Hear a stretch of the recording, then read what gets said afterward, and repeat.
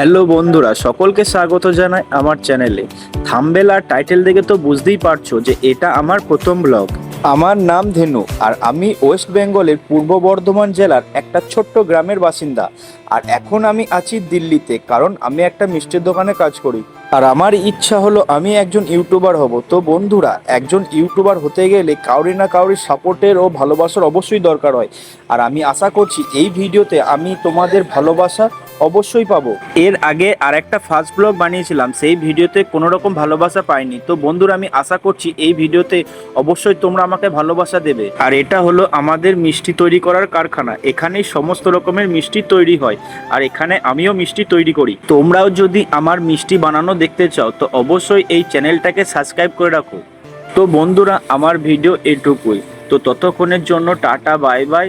সকলে ভালো থাকবেন ও পাশে থাকবেন, আর চ্যানেলটাকে অবশ্যই সাবস্ক্রাইব করবেন।